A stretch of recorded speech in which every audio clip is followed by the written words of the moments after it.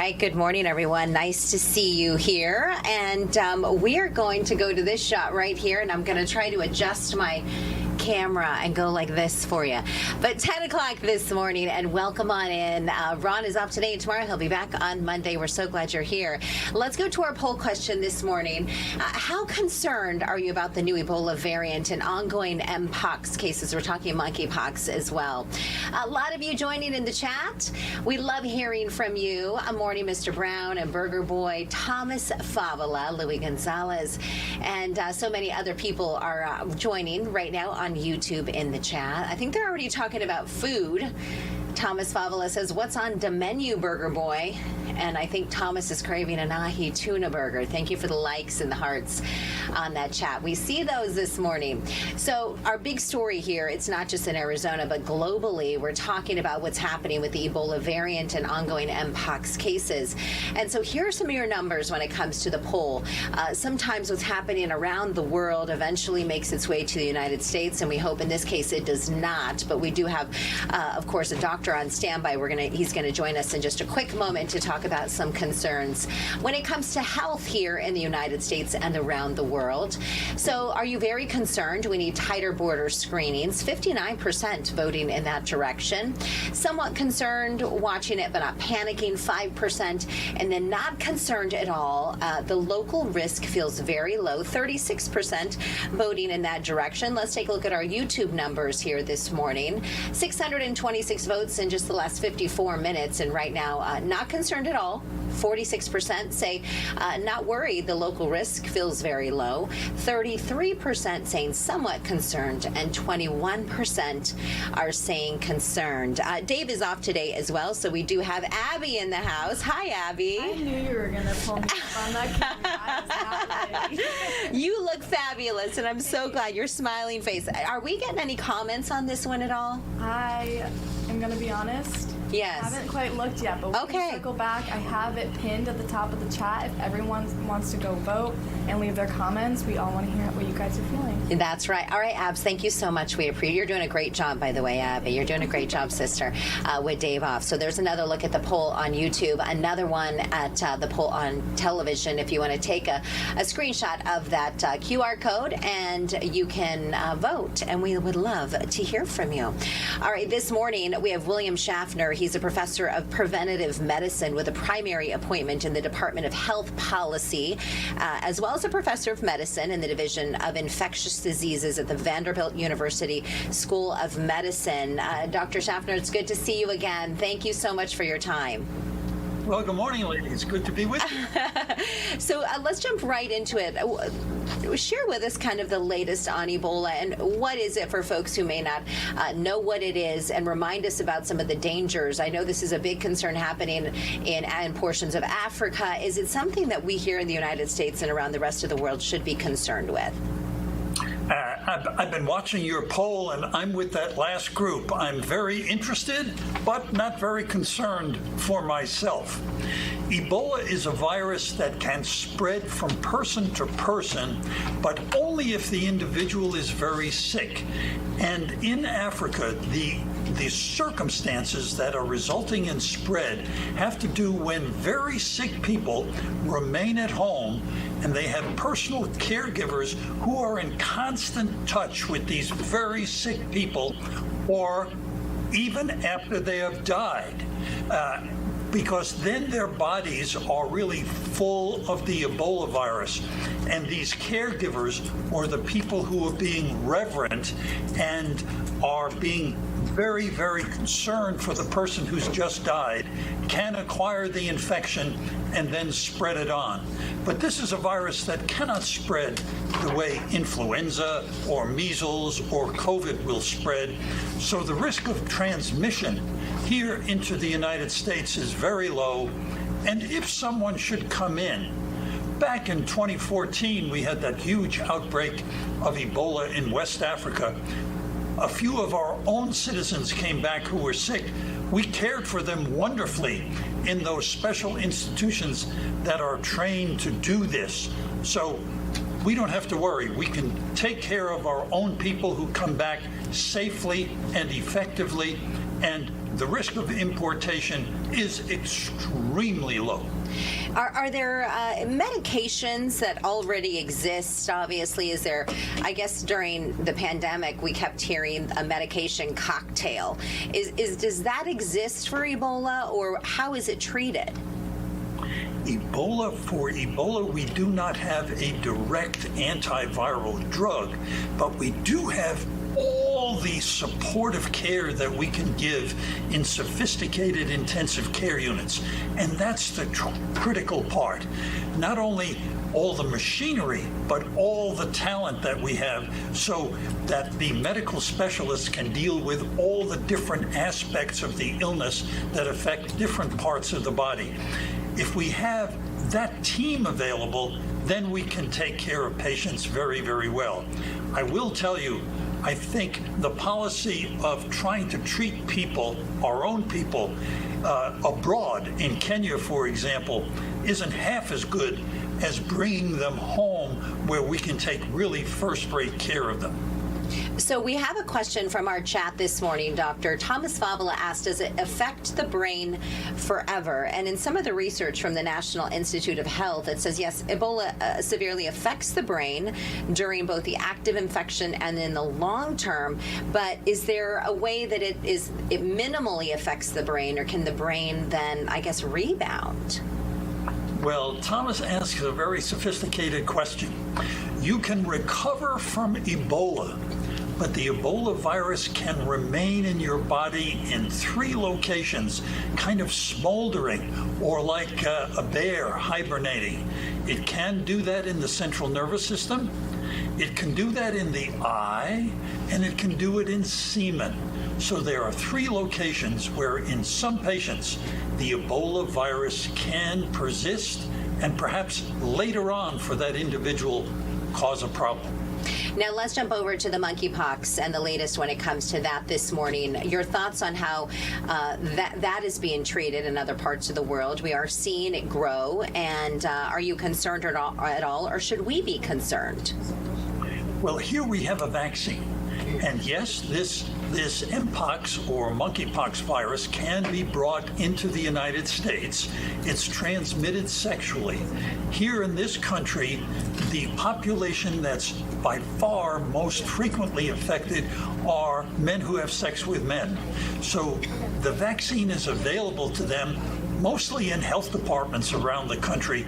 So if there's anybody who might think that they are going to be exposed to new sexual partners, before that happens, please go to your health department, take advantage of this vaccine, which really works very well.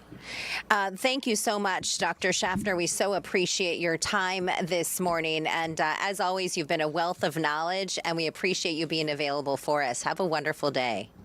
Always a pleasure. Thank you. Thank you. Thank you so much. We're going to move on to this next story now. And we're talking about, of course, the war in Iran and what is happening back and forth when it comes to some of our leadership here in America. And, of course, their negotiations ongoing with the leadership there in the Middle East. Take a listen to this here. I don't do yes or no question. You want to ask me a question, I'll answer your question. And I can tell you this, they are not going to have a nuclear weapons program, at least as long as President Trump is in the White House. So let's give you some details and a little bit of background in terms of what is happening now, and President Trump once again promising a quick end to the war in Iran. And Marco Rubio has not been shy about saying, hey, we know that there's been a lot of back and forth with this issue. It comes as though the president is facing growing bipartisan pushback here from Congress. The House recently passed a mostly symbolic measure aimed at limiting the president's ability to wage war in Iran. 4 Republicans joined Democrats in support of the War Powers resolution, who promised to keep pressure on President Trump over the conflict. Well, the president acknowledged ongoing ceasefire violations in the region, though maintained that negotiations are moving in the right direction. And you just heard from Marco Rubio defending the administration's approach during heated back-to-back hearings there on Capitol Hill. It has been kind of an uphill battle here for us in America. A lot of times when this stuff happens, though, we don't know what's going on behind closed doors, which which is very, very challenging. All right, let's move on to this next story here. We're talking about Kuwait and these images, as I welcome Anita in here this morning as well. Let's go right to this video. We had this earlier this morning, Anita. The video is just wild. It really is impressive. It's impressive. We don't see very many images like this. We do know one person is dead and at least 63 others were hurt after they're calling this an alleged Iranian drone attack hit. This is an airport in Kuwait, so you can imagine the number of people who are at the airport. This is new surveillance video that we are receiving. Multiple drones striking a passenger terminal, causing serious injuries to both passengers and employees. Kuwait's defense ministry says that it destroyed more than a dozen missiles and drones. However, Iran denies responsibility, claiming that the strikes were from a U.S.-made interceptor that failed to stop the attack. Airport has since partially reopened. They have very limited flight operations. And as you mentioned, there's a lot behind the scenes that we don't often know about. And so we have one country blaming the other country, blaming a third country. That's right. And you can see in some of this video, some of those other drones that'll come through.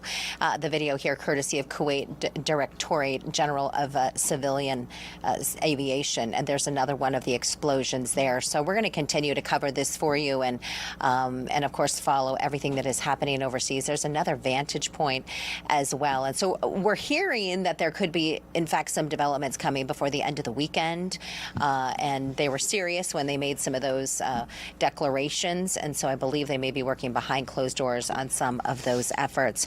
Let's give you a little glance here at the mystery camera this morning, and if you're new to the show or new to YouTube with us here at Fox 10 Talks, then maybe you don't know, but this is like a sweet spot for a lot of people. And we want to give a lot of you a shout out here. Deborah, good morning. Burger Boy, Mr. Pauline. We have a lot of you joining us, a lot of regulars, and we do see some new folks in here as well. So Louis Gonzalez is here as well this morning. And this is a quick glance at your mystery camera. We like to give Anita people a sneak peek of what's to come. Yeah, this way they can sit and think about it for a while. We want to see your guesses as well. Go ahead and put those in the chat. I think it would be so fantastic right now because it is warming up. Grab an iced coffee and take a walk down that path. All right, we're going to take a quick break and we'll be right back.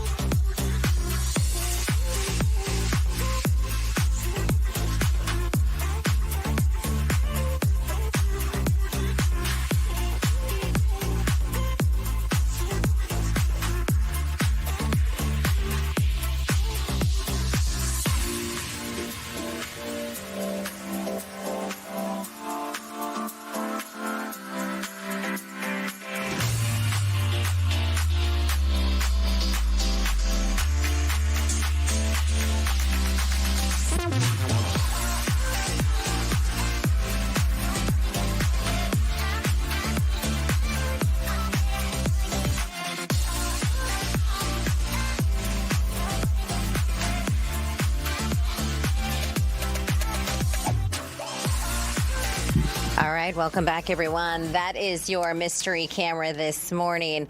And Irish Eyes, good morning, and welcome to Fox 10 Talks. If you're watching from somewhere around the world, then welcome here. We are based in Phoenix, Arizona, at the Fox 10 station here, but we provide a resource, Anita, for people all around the world. It's pretty incredible, and I have to say good morning to Linda, who just sent a good morning to me, so I appreciate that. We have so many fantastic viewers, so much great feedback. Yes. And just, perspective from, as you mentioned, really all over the world. We do. And we have some people who join us who have their own YouTube channels, like Mr. Pavaline. He said, we're fixing cars on my channel over here today live on YouTube. You guys have some of the guesses. Miss Blondie says, I guess Wisconsin, and Irish Eyes does as well. We do the big reveal at 10:30, but this is kind of a sneak peek to get the, get your noodle I wonder if you took a screenshot, you could use like a Google image search. Oh, no, we can't do that. Don't do that. Linda Monterth, we're talking about voting for Burger Boys, and here's the thing, Burger Boy, go ahead and put the link in the chat and let us know where we can vote for you, because he's in the middle of a food competition. Oh, wow. And we want him to win. Is he making burgers? He's making burgers all the time. Wow. He makes different types of burgers. That would be amazing. All the time. That would be really fun. Yeah. You know what is amazing? Is this video that we have of this dust devil. Let's go right to it this morning. So this is gaining some traction on social media, and lots of folks are talking about it.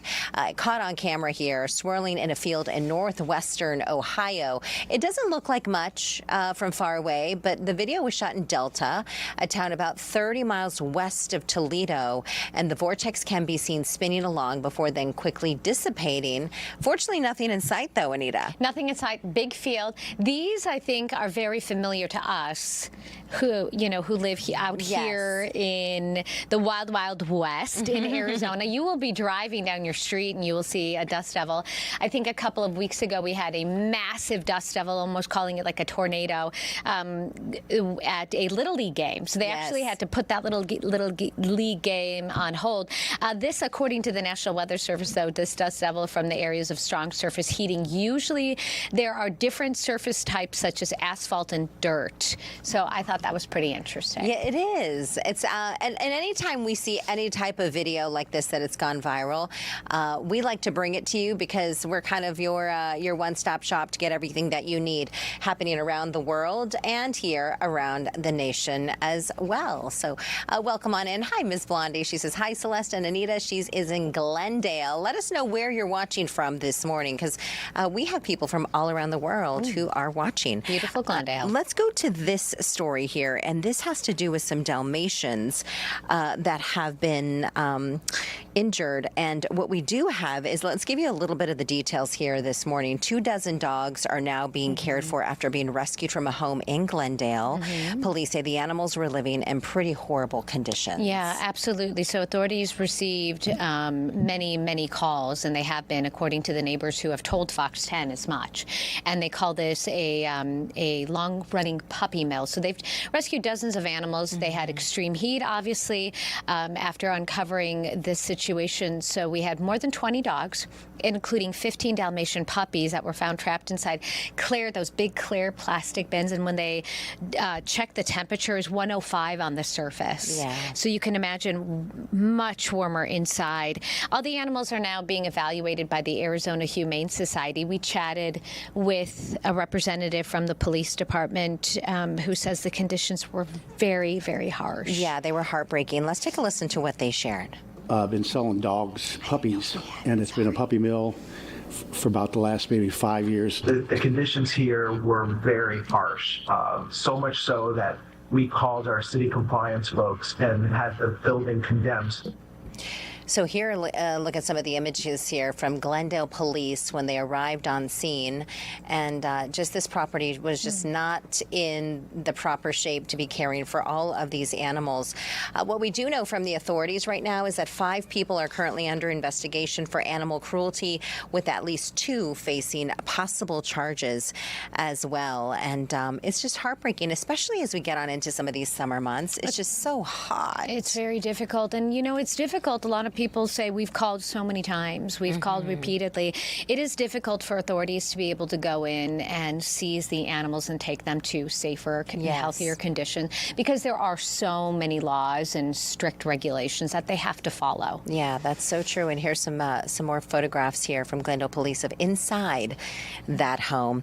Let's go to this story. Imagine this. Let's say you were, taking a walk outside of your home, and this is something that you saw. Take a listen to this here.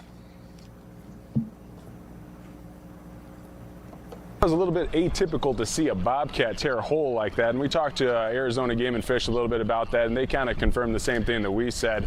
Raccoons, on the other hand, they have thumbs and they can tear into things, and when we first got up there, we saw some markings from raccoons, and I was pretty sure that we were going to deal with a female raccoon and her kit, but it will probably happen was the raccoon opened up the hole initially, did its thing in there, and then vacated out. So you won't have two different species of animals living inside the same hole like a hotel. It's going to be one animal living in there, and they're going to be trying to find a quiet place to rear their young. I love. Someone called in saying they're hearing a lot of scratching in the middle of the night. That guy, Critter Evictors, they are amazing. They are. Thank you for what you do, because they've been to step into situations like this. Look at what this homeowner discovered on their property. That's a bobcat that kind of climbed into that opening crevice, and it looks like it's hissing. It does look like it's hissing. And this is the hole he was talking about when we heard that sound. He believes that a raccoon made that hole, evacuated the premise, and then the bobcat moved in. And this is video. This is what it looks like. He taped that up. And that's what they're telling the homeowners to do. Try to, if you see a hole like that, make sure you block it off so that they don't go in there. They actually got that bobcat to come out on its own. So here's the details on this. The company says it managed to get the bobcat to leave on its own, as Anita just mentioned, but they're telling homeowners, check your roofs, seal any openings to prevent unexpected visitors, because in fact this is something, and if you live up in the Scottsdale area or out to the far east, maybe near Superstition Mountains, down near South Mountain, out near Usury, or possibly even like White Tanks in the West Valley, any of the mountain ranges that surround the valley, you could find animals like that in and around your property. I have to tell you, we're more central Scottsdale, more north Scottsdale, and we have bobcats in our neighborhood that I've gotten video of just walking on the walls. We have javelina, we have coyotes, we have the big hawks, the red-tailed hawks. It's a jungle out there. So here's the thing, is that a lot of these animals are searching for water and searching for food. And we saw a lot of it last year when there's very hot temperatures, and we're in the middle of a drought. And so they're looking for food and water. You grew up here, so you know the area, and you've really watched it grow. Many of these areas where we're seeing the homes, that was all desert. That's where these animals used to live, and it's a lot of people say, but that's their habitat as well. Except for the snakes. Can we move those out? You don't like the snakes. Let's get rid of the snakes. The rattlers. All right, Jen, let's take a look. This is like your Animal Planet in 15 minutes here that we have for you this morning. We're not done yet. Let's take a look at this next piece of video this morning. I'm pressing VO5. Neil, can you go ahead and press that for me, buddy? It's the bear sighting. There was a bear sighting that took place. This was in Tucson, down in southern Arizona. We'll get you the details and hopefully bring you the story as well with some of that video if we can find it. The bear sighting is in a Pima County neighborhood. This is south of Tucson. So there's some areas on the outskirts of Tucson as well that have really grown. The animal was spotted taking a nap in a tree in front of a house. A video from local police shows the bear falling out of the tree. Oh my goodness, and can you imagine? The bear's taking a nap, and somebody spots it, and it's like it falls out of the tree. It's so tired. That's like me. I fall off the couch sometimes. I'm so tired. Well, in the afternoon, I love me a good nap. Who doesn't? My goodness. Who doesn't? Yeah. Do you love a good nap? Let us know. Or maybe you're not a napper. Maybe you don't like to nap. I love to nap, and I'll take a 2-hour nap if you let me. Oh, wow. 15 minutes isn't enough. Yeah. Okay, so video from the local police shows the bear falling out of the tree after it was tranquilized, and then officers managed to catch the animal which was wild with a tarp before then laying it out on the sidewalk. Let's see if we have it. I think we're still searching it for you. Arizona Game and Fish then safely relocated the bear back into the wild. So it gives you an idea of everything Arizona Game and Fish have to deal with in our state. They do an incredible job, and Arizona has 5 different climate zones, from the desert all the way up to the top of the San Francisco peaks up in Flagstaff. And so you have all kinds of desert animals in the Sonoran Desert. You have the mountain animals. We have bears in Prescott, and you just heard in Tucson on the outskirts. Yeah. So I think for a lot of people who are watching or have never been to Arizona, you think we're just a bunch of cacti. No. But we have a lot of different animals and a lot of different climate zones here that we have to deal with. A couple of comments that we are getting from people, and I have to say, Irish Eyes, good morning. They are a North Shore transplant of Chicago, so go Chicago. But Burger Boy says, hates snakes and clowns. Thank you. Yeah. Thank you. Mr. AZ Raider says, don't forget about the ferocious rabbits everywhere. Actually spotted one yesterday. There's a lot of rabbits that make their way crossing the roads. Oh, gosh. And you really have to watch for those little guys. Do you wonder why they run out right in front of your car and then decide to turn back and maybe go the they other like way? the light, but because it gives them a little bit of something to, they're like, oh, they're going to show me where it's at. Yeah, someone mentioned that they saw a coyote recently on a walk. That was Miss Blondie. So she's, where you said Glendale, right? Yeah, Glendale. So coyote on a walk about a month ago. Yeah, and then Thomas Favola says he thought he saw a moose up in Carefree. I wouldn't doubt it. Would you doubt it? You know what we spotted once? It was before we moved to Arizona, and we were driving out of town, not through Flagstaff, so I guess it would be the Pine Strawberry area. An American eagle, a bald eagle. Oh, we have those at Tempe Town Lake. It was amazing. Yeah, there's a big nest up at, I think it's Papago in the mountains there just north of Tempe Town Lake, and they have eagles and little eaglets out there. And it was so close to the roadway, and it's just so large. It was just amazing. That's what the deciding factor was when we moved here. We saw an eagle. And you're like, okay, Arizona's home. Arizona's home. Arizona is home. And K Turbo says, yes, love a good nap for sure. I'm with you as well. And Irish Eyes, happy Thursday to see all of you. Oh, she's got to go. See you next week. All right, we are going to show you the mystery camera, and after a quick break, we're going to do the big reveal. And so throw your guests in there and let us know what you're thinking. I think we had a couple of Wisconsins earlier, and more on this after the break. We'll be right back.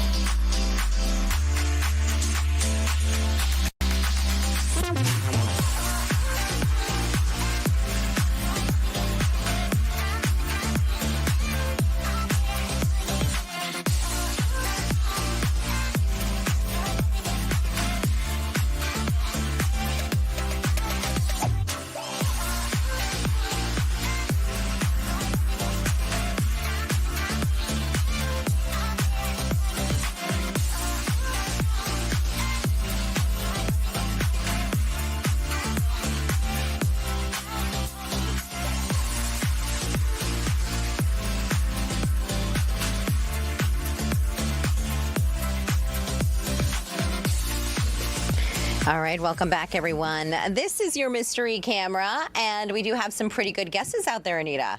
We absolutely do. Thomas Brown, 7820, says Tennessee. Mr. Pauline, 1978, says Ohio. B. Miguel, Oregon. We have an Alabama. We have a Kentucky. We have a few really good ones. Yeah, Linda Monter says, my thought was also Tennessee, but she's going to go Kentucky. I'm going to go with you, Linda, since we share a wedding anniversary. They celebrated 46 years yesterday. Happy anniversary, Linda. So I'm going to stick with you. What do you think, Anita? What are you going to go with? I'm going to stick with both of you, ladies. I think you're right on. Oh, with like a Kentucky? Beautiful rolling green Kentucky, yeah. All right. Okay, ready? So we are, yes, let me go ahead and throw your shot up. There we go. Oh, Alabama. All right, let's show you a beautiful shot of Alabama this morning. And by the way, Sammy Toro says took a 3-hour nap at work yesterday. LOL. Sammy, we may want to work where you are. That is fantastic. Good for you. Do they have nap pods? I know. I hope you didn't get in trouble. What type of? I need more information on this one. Yeah. What do you have at work there that we need a piece of? But you know, I will say that we are constantly covering new details, and so I think that would keep us awake. Breaking news, breaking news. I haven't stopped since 4:30 this morning. Yeah. Quite literally. Yes, it's a lot going on. So if I say or do anything that I'm not supposed to, just give me a little. Okay. Don't listen to anything I'm saying, really. So we're going to go ahead and chat this morning. Of course, we're talking with, let me throw up the Zoom. We have a very special guest here with us today. Political commentator and content creator Nick's Thoughts is a political commentator and based in Atlanta, Georgia. He covers breaking news and key developments across local, national, and global politics and help us stay informed. Hey, it's good to see you, Nick. Thank you for your time. Can you hear us? Can't hear us. Can you hear us? Give us a thumbs up or thumbs down. I don't think you can hear us, yeah. All right. Oh, there we go. I can hear you now. Oh, there we go. Loud and clear, buddy. Loud and clear. Thank you so much for joining us. We appreciate it. What are you hearing from some of your followers on social media about some of the global stories that are impacting their daily lives and what they're caring about right now? I mean, the classic thing that most people are caring about right now are just the rising prices of everything across the board, from inflation caused by this war that is causing gas prices to go up. I know a lot of my followers really upset because on Tuesday, the Georgia tax, the Georgia gas tax went back into effect, so it added another 33 cents to their gas prices. So today it was over $4, which I know is scaring a lot of people. So it's just affordability overall is affecting everyone. We have a lot of states that are voting in their primaries that have voted. One of the things that you wanted to talk about were down ballots. What are down ballots? So down ballots are these smaller races that you don't have as much money pumped into them, so people are less aware of the candidates running. This can be school boards to actual local state houses and other just smaller races that people don't pay much attention to. It's not Senate races or U.S. Congress or anything along those lines. And people just aren't as informed. And in a lot of states, there are races that are considered nonpartisan, as in they don't have a D or an R next to their name when they run. And a lot of people, we saw this in Georgia a couple weekends ago, where we had Supreme Court elections. We had 2 of them. And even though there were 2 people coming in to try and win their election who I would say are more Democrat aligned, while the incumbents were Republican aligned, looking at the voting amounts of how many people voted, a lot of people walked into that booth as a Democrat not knowing the difference between the 2 and then voted for the incumbent. Which would not align with their political ideology. You know, I think you bring up a really good point, and I think we saw this during the pandemic when you have school boards. School boards are making decisions on things that affect families each and every day. And so getting to know who those candidates are who are running for office in your local communities, like ultra local, it really is very important. It really is. And it's I know it's a lot of information. These ballots have a lot of races on them, depending on the state. But just going in and having an understanding of who's running, even a high-level understanding, can be extremely beneficial to make sure you're voting the way you align politically. And it's also important to know that states are doing things differently this year. Arizona has changed their primary election date, which a lot of people are probably unfamiliar with. It's usually the first Tuesday in August, but now it's going to be the last Tuesday in July. So it's making sure people are informed of all of the changes that are happening. We actually have a big battle brewing here with the election. And as you mentioned, it's June 21st, if I'm not mistaken, the primary election. But the Maricopa County Recorder's Office battling over who really does control it. And that's something that we have been watching and looking at, and lawsuits are being filed. But all of this is very, very important, even if it's a small race and you don't think it's a massive race that's going to have a big impact. I think one of the challenges is, besides the fact a lot of people don't want to pay attention to politics, it's not a fun area to be knowledgeable in. And then you have, I've been seeing a lot of drain out of just everyday people when it comes to politics, because there's chaos happening every other day somewhere, either in the United States or the world. And at some point, I've been trying to cover more good news stories, because the amount of just negative stories is draining to people, and I don't want people just doom scrolling watching my content. I'd rather they actually find something that's nice to talk about.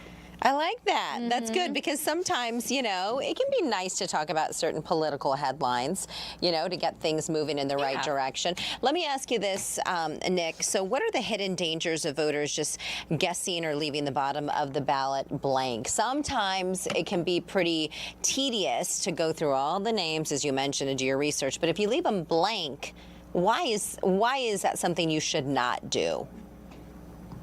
Leaving a space blank opens up an opportunity for a more extreme candidate to get through onto the general election, which I know there's some political strategists that like to push the crazier people to the general election because they think it'll help their candidate, but it also just puts at risk having someone who is so extreme they're going to do more damage than good if they were to win their election. And honestly, having someone who is more extreme puts in danger of just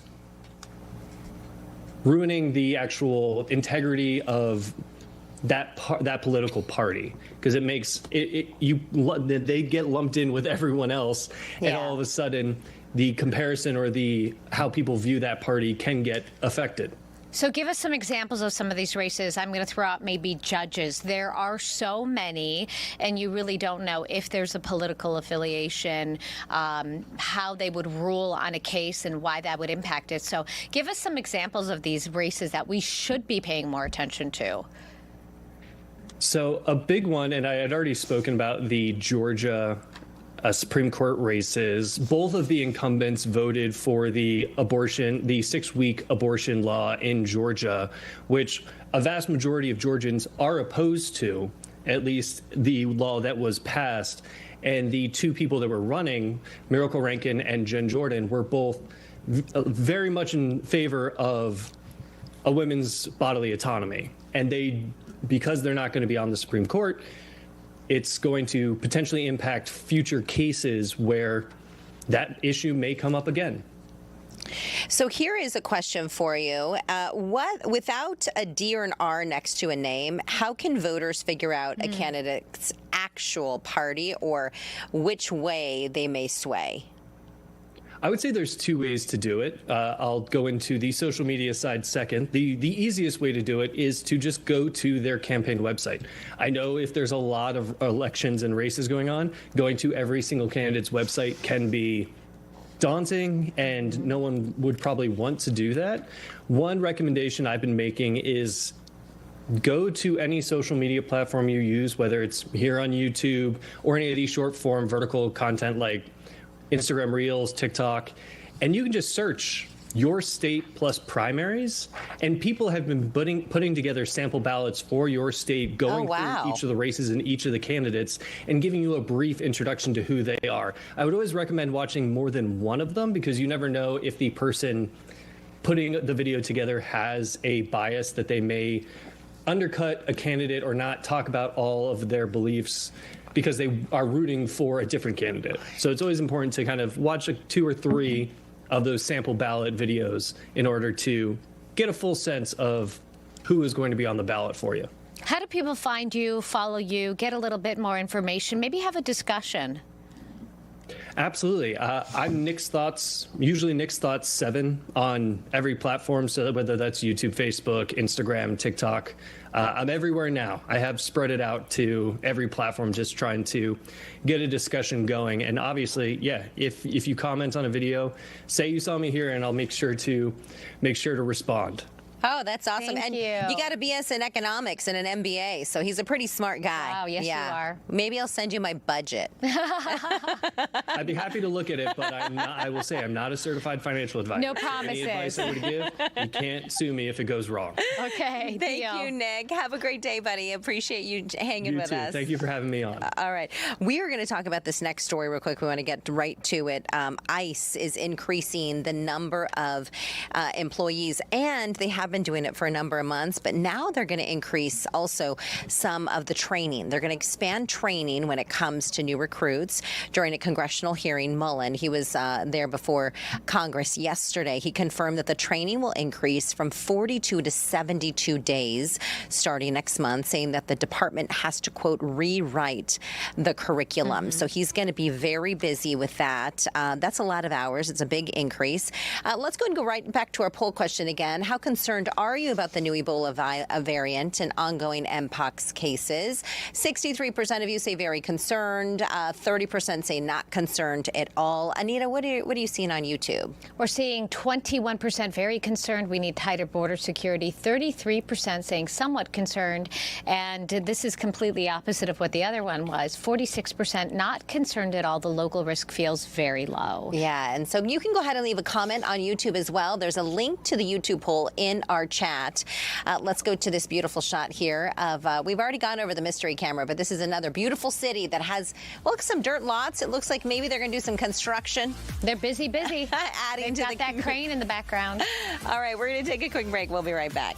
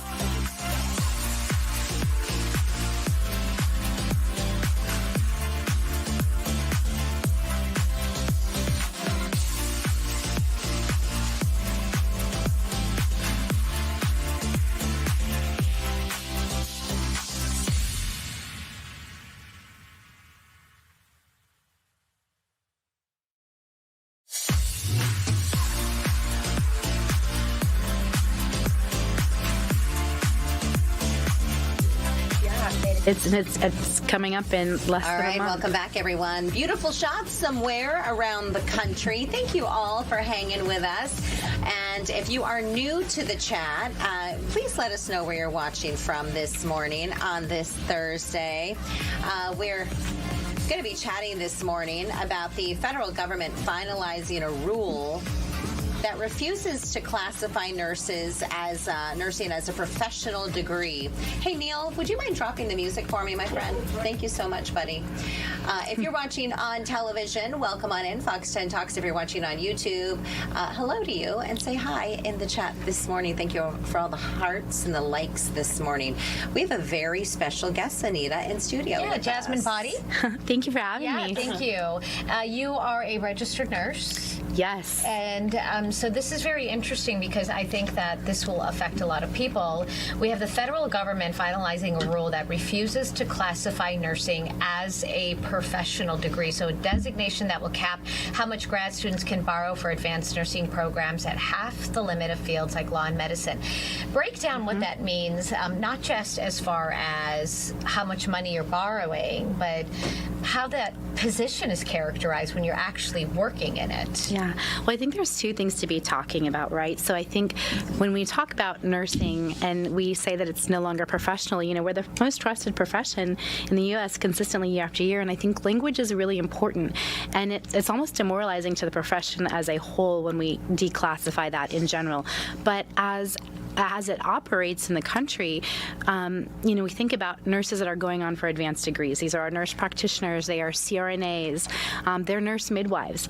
Did you know that almost 80% of all of the anesthesiology that's provided in rural areas are provided by nurse anesthetists, right? 25% of our primary care is provided by nurse practitioners in rural communities. And so what this will potentially do is we're already seeing nurses who are saying, hey, I'm practicing, but I'm not going to go back to grad school. And in reducing the amount of people that are going to be able to go and practice as nurse practitioners, as CRNAs, as nurse midwives, we're not going to have enough people to care for people in rural communities. And as we don't have people to care for them there, those people are going to start to come into the larger cities. Yeah. And what that's going to do is delay diagnosis. It's going to impact how you receive your care. It's going to delay and impact your outcome. And we already have a bit of a nursing shortage. There has been for a number of years. And what do you think this does to the future of the profession in terms of, does it put somewhat of a halt on people saying, well, if it's not really a professional program, or if I have to pay for my education in a certain way, maybe I'll choose a different profession. Exactly. So unless we see some changes within universities and colleges themselves where they're going to help reduce the cost, or maybe there's access to more scholarships, students will have to rely on private loans in addition to the federal loans that have been minimized. I think a lot of them are going to decide, hey, I'm not going to even go that route anyways. And that compounds the fact that when we have nurses that come to enter into practice, about 24% of them leave within their first year as it is. We're expected to see 40% of our nursing workforce drop off within the next 5 years as well. And so we've got this aging population who have increasing needs of care and not enough people already to provide the care. And now we're going to not have enough nurses to funnel into the workforce itself. And not only does that affect the nurses, it's going to affect everyone that we're providing care to, but the entire system that we work within, all of the collaborators, the physicians. It's going to burn everyone else around out because they're not going to have enough of us to help do the work we need to do. This is primarily, and just to be sure that we're getting it right, this is primarily a designation that's going to talk about this financial. This is not downgrading the title and what you do. It's making it harder to get that title. I mean, it is in a sense of like not being considered a professional degree anymore, right? That is a downgrade in the language itself. But as far as a degree, that stays the same. A couple of comments. It says, Louis Gonzalez says, without nurses, hospitals and doctors' offices would not run. We've had a couple of other, he says, Burger Boy, not for nurses, of course. Doctors wouldn't be able to do the job. There's so many different parts of healthcare that really do rely on nurses. When did you become a nurse? So I've been a nurse for 15 years now. Okay, and then what made you think, what was your profession before, and why did you make the switch, or was it right out of? high school? You know, actually, I was out of college. I was in college. My grandmother was diagnosed with cancer, and that experience is actually what inspired me to become a nurse, because I learned firsthand what nurses actually do. And I think nurses do such a great job of hiding. Like, we shield our patients from so much because we don't want them to feel and see things that they don't need to worry about. And I think that's part of, you know, like, as we're seeing, everyone's watching The Pit now, this great, you know, TV show, and it's the first one that really shows what nurses actually do. For the most part, people don't see how we operate. So there's a lot that we contribute, and it makes a really big difference. You know, I think there's a lot of research even on its own that nursing, the staffing of nurses in hospitals affects your mortality. So even you can have the same amazing physician or surgeon who's operating on you, but if you don't have the nursing care to support you after your procedure, your chance of dying is higher in a hospital if you don't have enough nurses to provide care for you. My mother-in-law recently had a stroke and has been in the ICU in the hospital, and the first thing that we saw when we walked in were all the nurses. And that was the first conversation we had, was with her nurse who was caring for her at the time, providing us with the information, a liaison, if you will, sometimes with the doctor, but also that first face most patients see. When you go in for just a physical, for example, absolutely. You're going in, the first person you see is the nurse who comes in to take your temperature, who takes your blood pressure, oftentimes lowering that blood pressure by reassuring someone, hey, you're okay. Yeah, and sometimes just through our interactions, we can actually help expedite a lot of things. We can ask the right questions so that when the doctor does come in the room, we've already gathered a lot of really important information so they can come in, make decisions quickly, because their time is also really limited as well. And so they really rely on us to have really great judgment, assessments, and the ability to ask the right questions to get to what they need faster. Is there something, when you think about nursing, my sister's a nurse, we were just chatting about it in the middle of the break, and now she works in hospice, but she was at Barrow ICU for a long time. When you think about nursing, you know, I think a lot of people think of like ER, and you mentioned The Pit and the different type of shows, but there's so many different types of nurses that it really kind of opens up the landscape for somebody to say, I really want to help people, and this is something that I can do. What are some of the unique nursing jobs that are out there? Oh gosh, there's so many. I think public health is a really amazing place that you'll find nurses within the communities and helping with disease surveillance, even just thinking about school nurses. You know, unfortunately, there's not enough. There's a shortage. There's not enough nurses. of them. My kids were at a school and they had one nurse for three different campuses. Yes. And it was only certain days, or they would call the nurse if they needed some more additional help. They still had a nurse's office, but somebody else was manning it.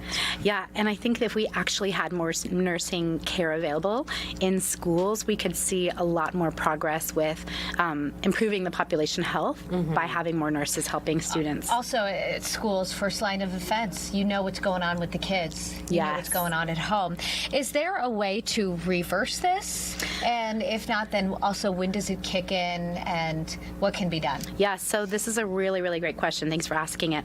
The first point is that this starts July 1st. So there are students right now who should be starting school in the fall who are considering, can I financially go to school now or not? And what that's going to do is almost immediately start to dry up the pipeline of nurses who are going to go on to continue graduate education starting this fall. It's really important that if you've had an amazing experience with a CRNA, a nurse, like a nurse anesthetist, a nurse practitioner, if you live in a rural area, please reach out to your elected officials and share your stories. Like, stories matter more than anything. If you have a moment that you've had a difference, please reach out, let them know that this is a really important thing we need to be talking about. There are a handful of organizations that actually have filed a lawsuit, including the associations for PAs, because PAs are in the same boat with us too. And a variety of large nursing organizations. And we actually have an act that is kind of put out into the world right now. It's it's a reversal for the Nursing is a Professional Degree Act. And we need as many co-sponsors as possible and people to help support that.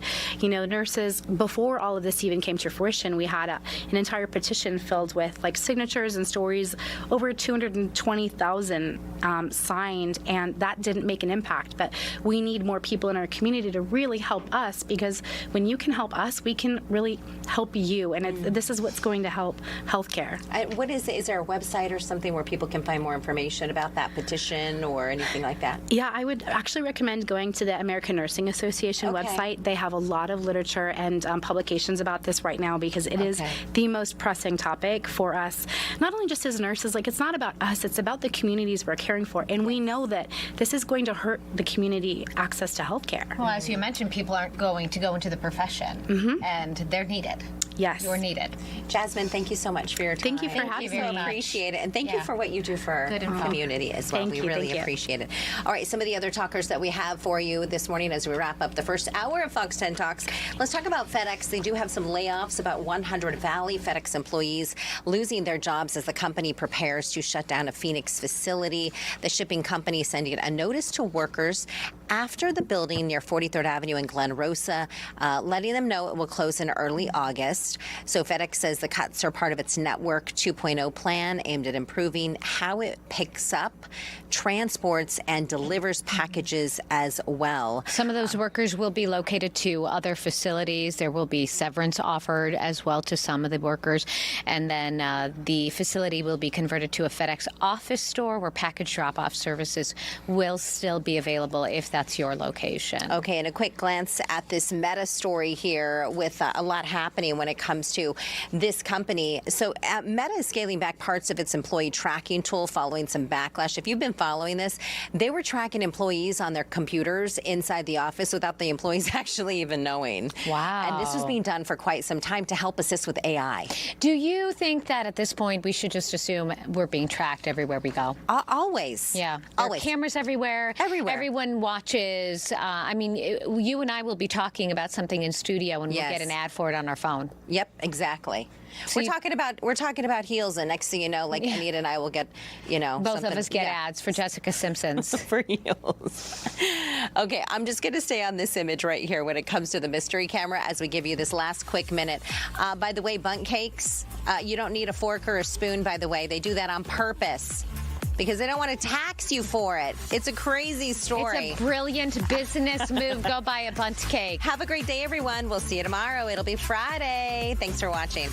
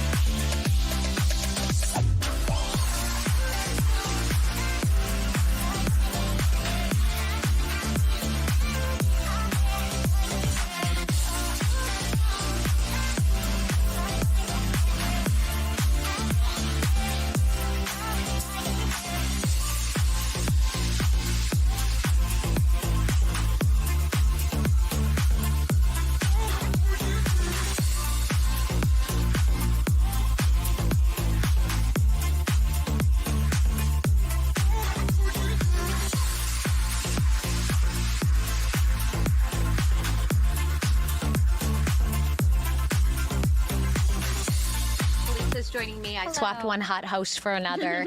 I'm going to stick around for another half hour, you guys. We do have a press conference that's taking place right now. The family of Rachel Hansen is speaking out. She was murdered in 2022, so we're going to go ahead and listen in. Which ENG is this, you guys?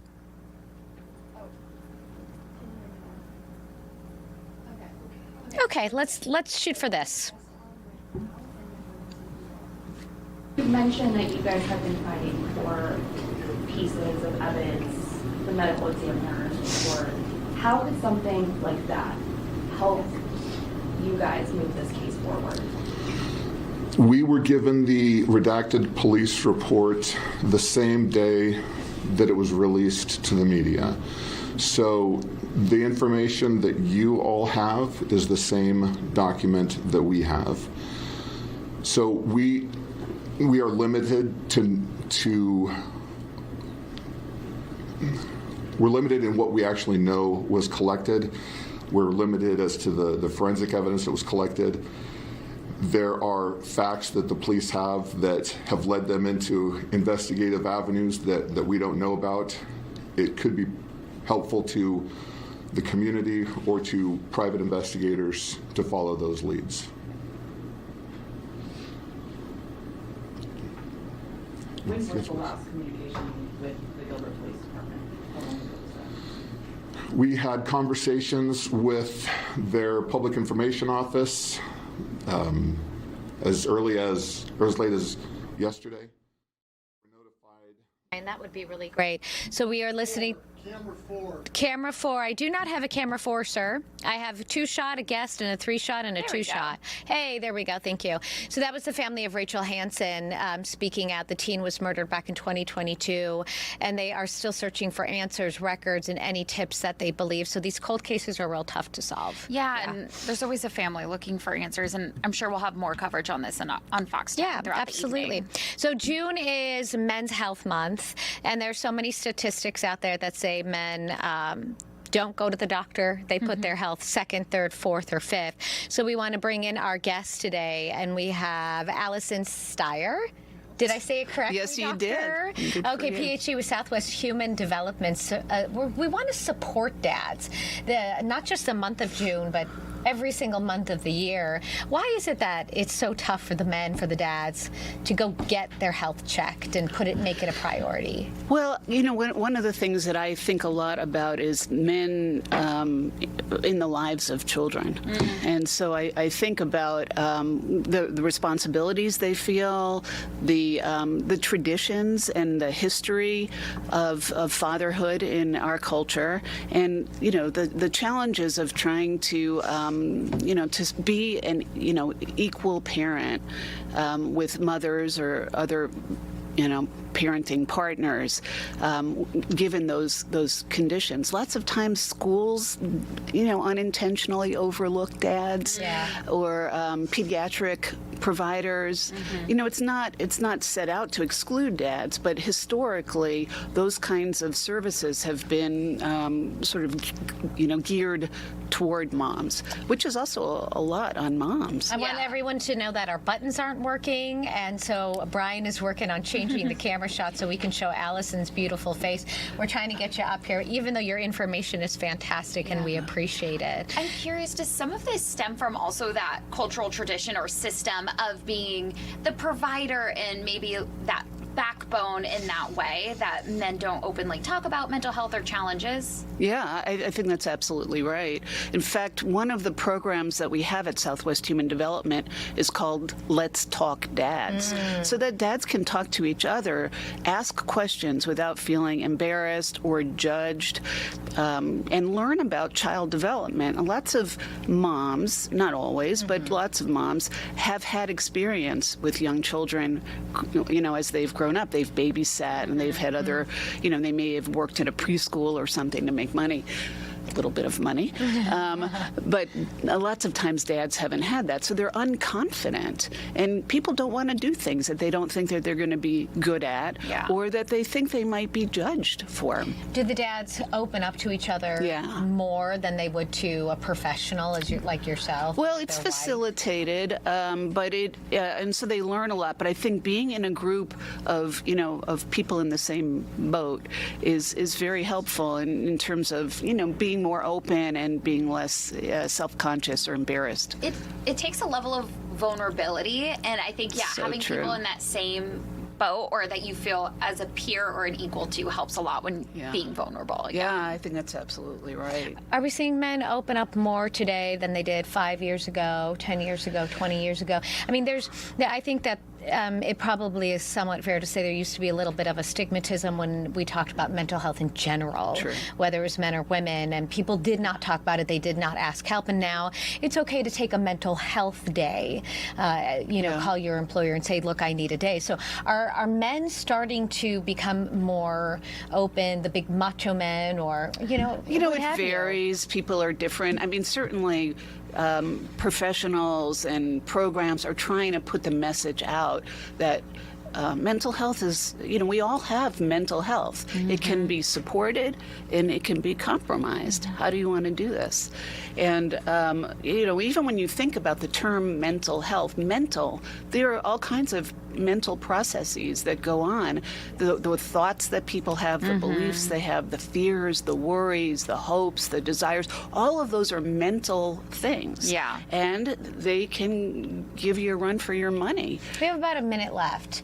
When you're sitting and facilitating a group like this, what are some prompts that you would offer to the men to help them work on this? Well, one thing I would ask is, or we wonder about, is what their own experience of having been fathered is, because it has such an impact. The way we were parented is what we take into the world. Now, we can be very deliberate and try to do it differently, but that is something that we're naturally drawn, of course. How do people get a hold of you?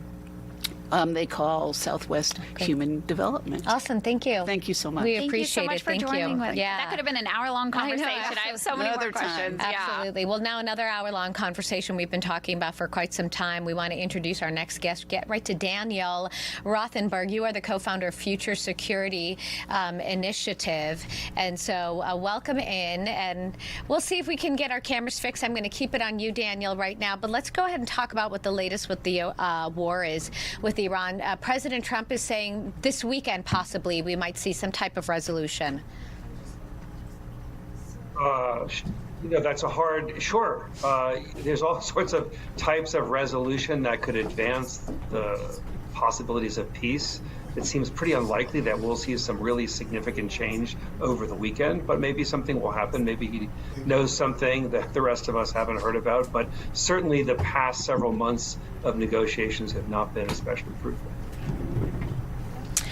And tell us a little bit about, I know it sounds like you talk a lot about the human cost of this. Just speak to that a little bit.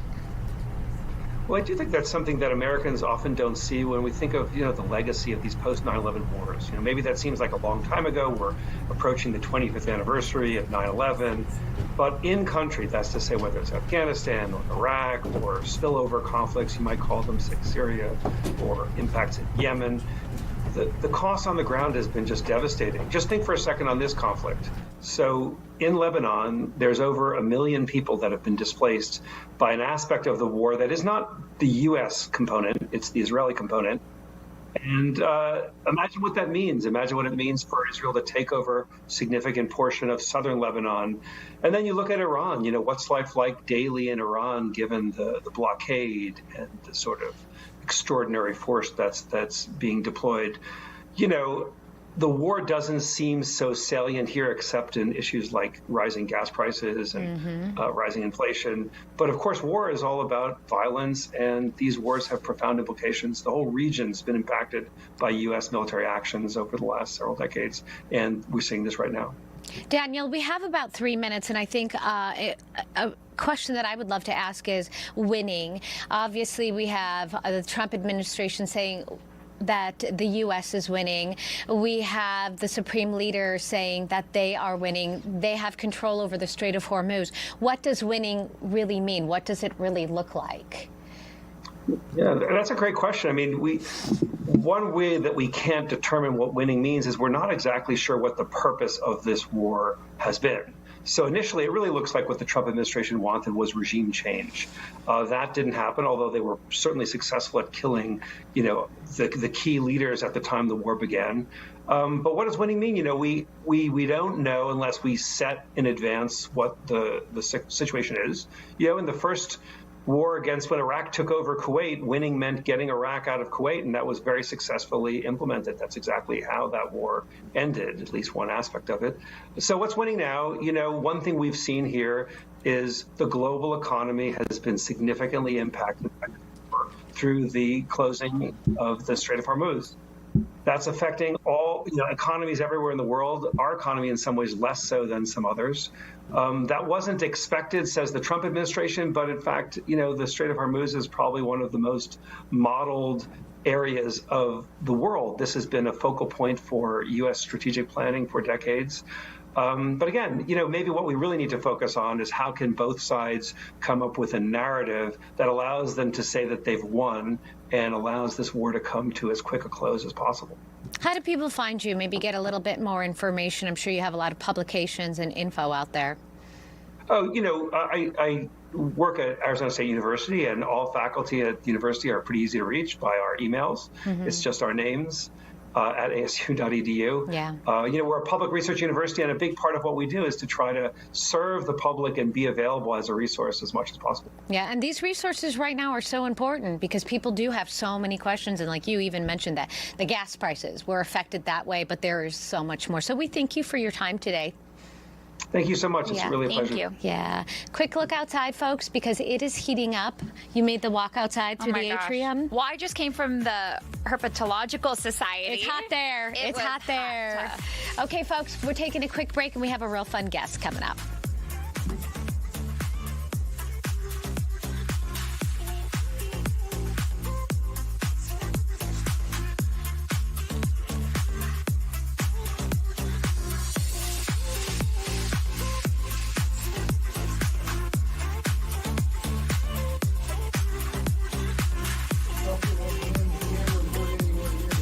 Are they off right now?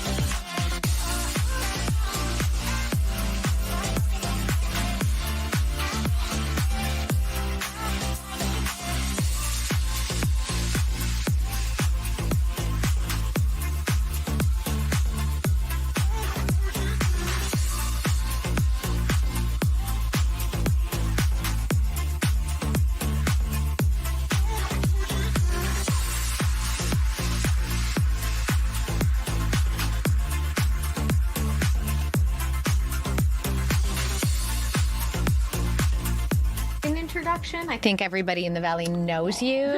You're too nice. Yeah, but so much fun. Eric Hoyer, you the owner and CEO of EJ's Auction and Apparel. When did you start the company? We started the company in 2013. Good for you. What made you want to start something like this? I don't know, glutton for punishment? No, actually, I was a contractor here for several years, and I needed a change. Went to an auction and thought, I can do better than those guys. And look at you now.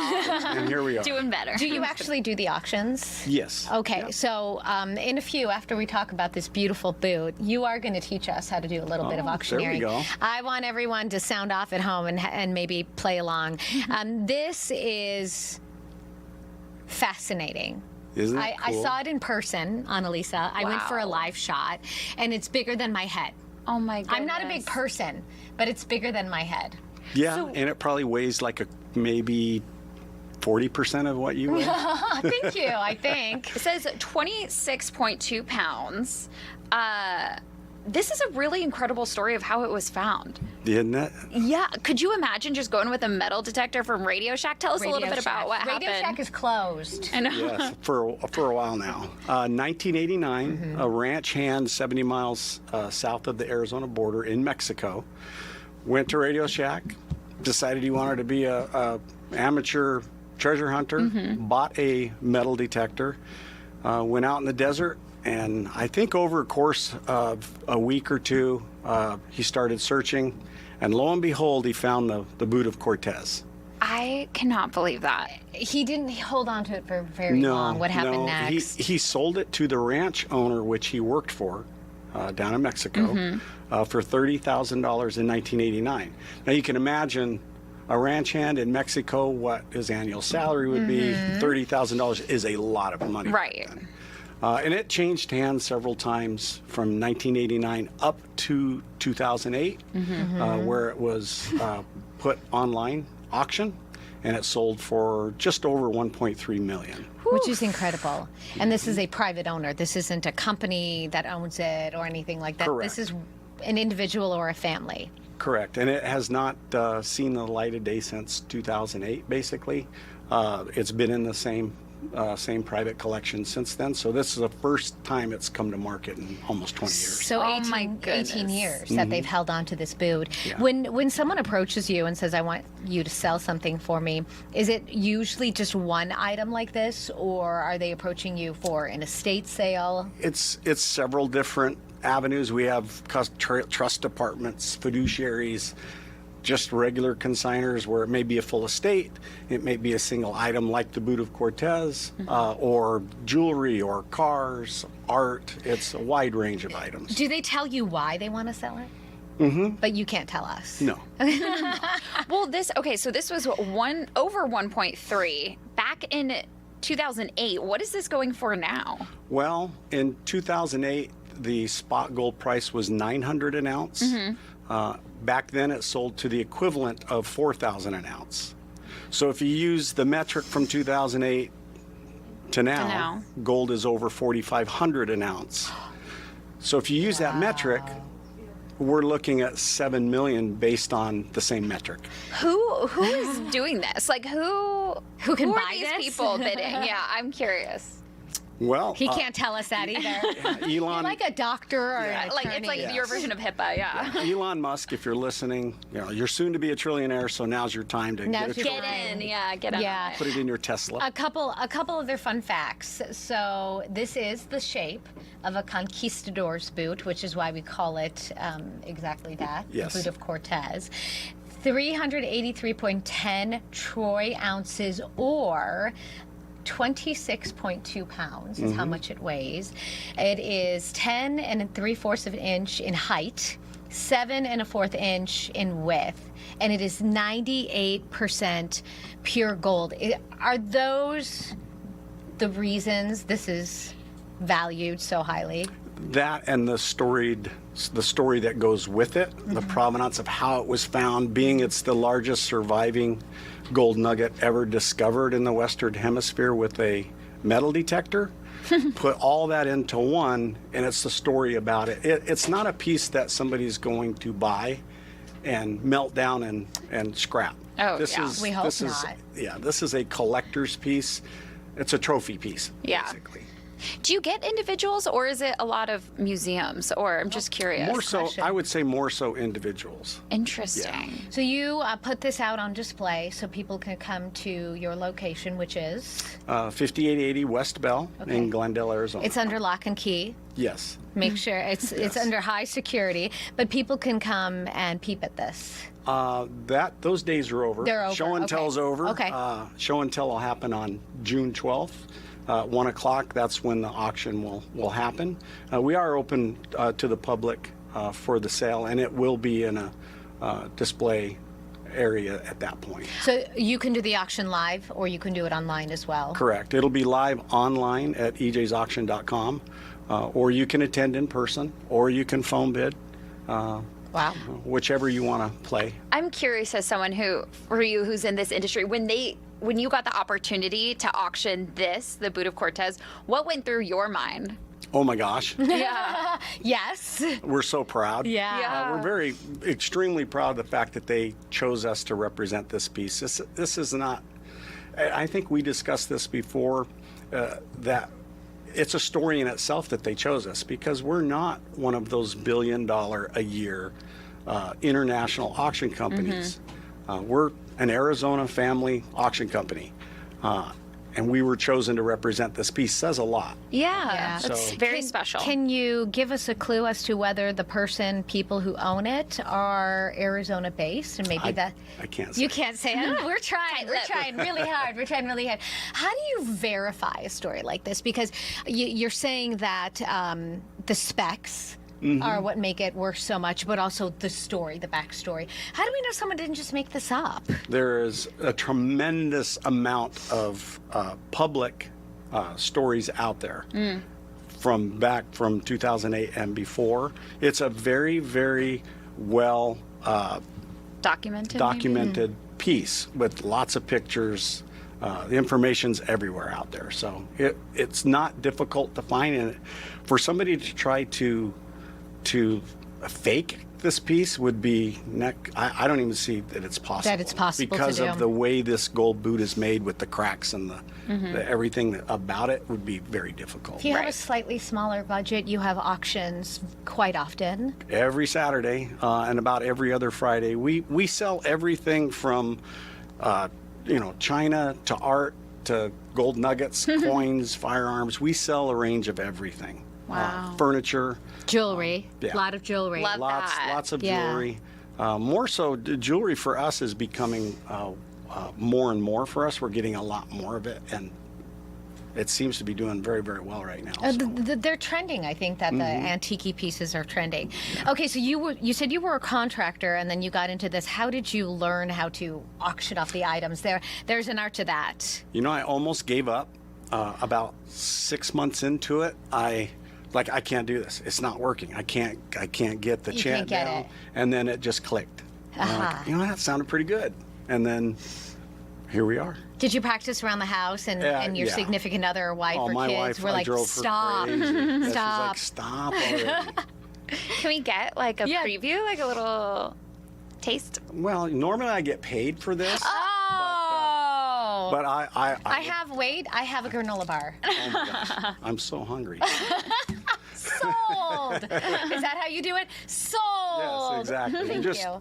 It's super easy. It's just 25, get them on 30, now 35. 35, get them on 40, now 45. Got 40, now 45. 45, now 50. Get them on 50, now 55. Get them on 55, 60. 60, 65, now 70. Get them.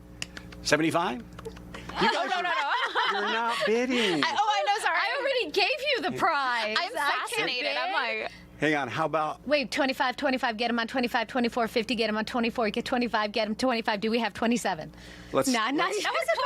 Not even close. That wasn't bad. The only thing you try to stick with, the numbers 20, in order. 25, 30, right. 35, that... I've been talking since 40-30 this morning. This is as 40, good as 40-30. You're getting it. 40-30 You're already there. this morning. Yes, thank you. Thank you. Your turn. Let's hear it. Oh, I didn't get him on 20, 25, 25. What was it? Get him or just number. Okay, just number, Just and then number. But what's the get him part? Well, Yeah, that's just a filler word Oh, that an okay. Can you use auctioneer will anything? use. You can Do you have other fillers? anything you want. get them on. Get them on. Roll it on. Oh, I mean, whatever I like will roll work. it on. Okay, so it'd be like 20, 25, get them on 40, 45, 50, 55. Yeah. And what was I'd the be other right thing there. that you said? Do we have a bidder? Yeah. So you're just kind Got of a bidder? throwing them in, you're trying to coax the crowd a little bit. And then you're like, going once, going twice. Well, not generally. Oh. But it's the same thing. Yeah.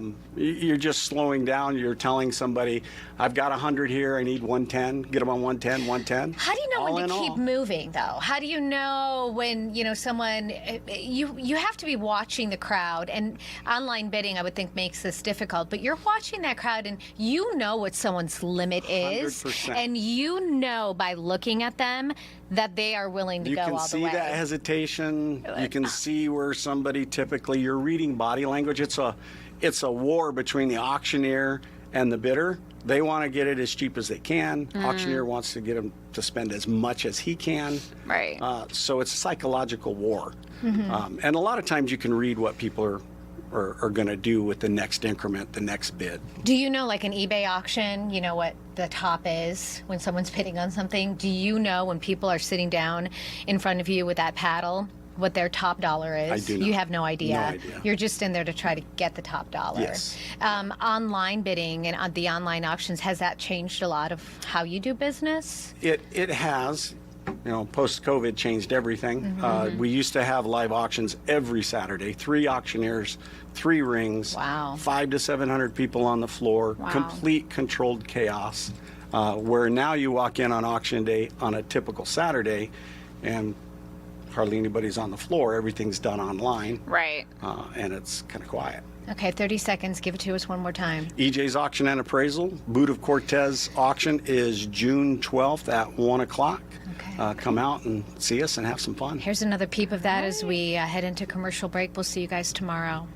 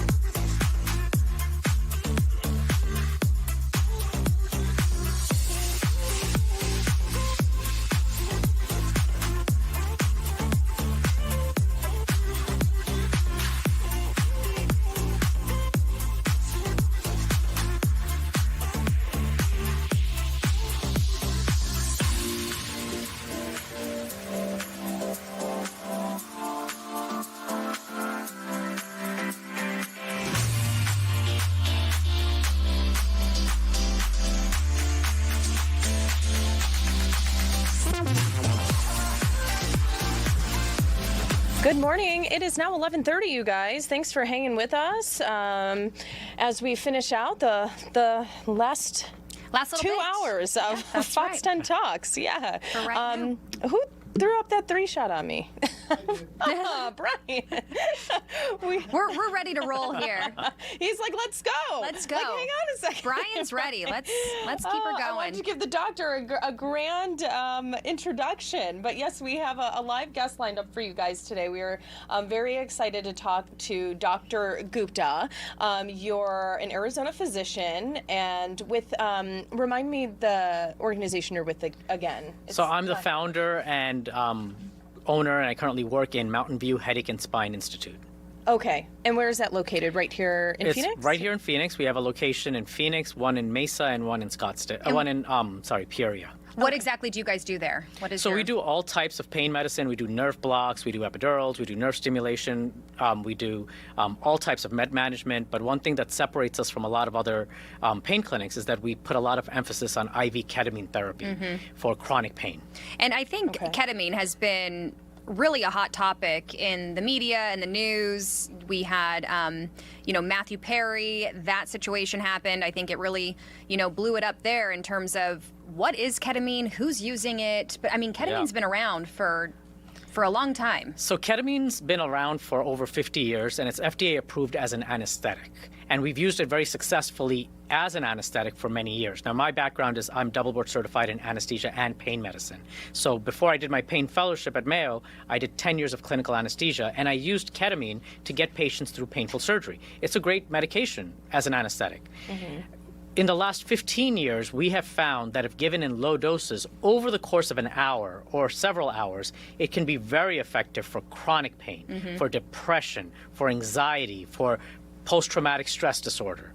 And so you have seen a lot of clinicians all over the world actually start their own ketamine protocols to help patients that are struggling with these disease states. Okay, and when you say chronic pain, what examples of that? That could be anything, right? Back pain? Fibromyalgia, back pain that has been going on for many, many years and nothing works. They've had surgeries, they've had nerve blocks, they have nerve stimulation. They're even on opioids, but they're always in pain. Okay. That happens because we have these neurons in our body that are supposed to be asleep, but when you're in a chronic pain state, they become very active and they start firing away pain signals to our brain. So it's almost like you're watching a crime thriller and the bad guy has a burner phone, and 1 minute he's in Tokyo, 1 minute he's in Chicago, 1 minute he's in Berlin. Actually, he's just across the street. So these neurons in our bodies, they're telling you your back hurts, your head hurts, your knee hurts, but really the pain is sitting in your spinal cord.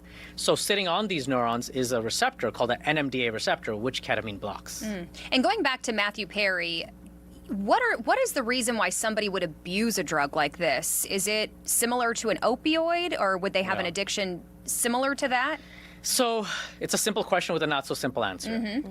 It is not addictive the way opioids are. Okay. And I don't believe Matthew Perry was using it because he had some addiction. Okay. It helped him with his pain.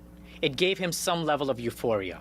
So he wanted it. The problem with Matthew Perry was that when he wanted it, he didn't go to a physician or to any trained healthcare personnel who could tell him, okay, you want it, this is how we're going to do it.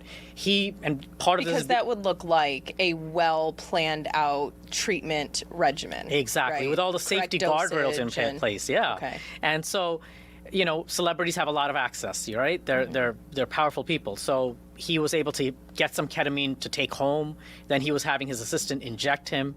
That is absolutely the worst thing you could do. And I guess we don't know why, I mean, unfortunately, he's no longer with us to kind of ask those questions because the reports do, he was overpaying for this drug instead of maybe seeking that professional help.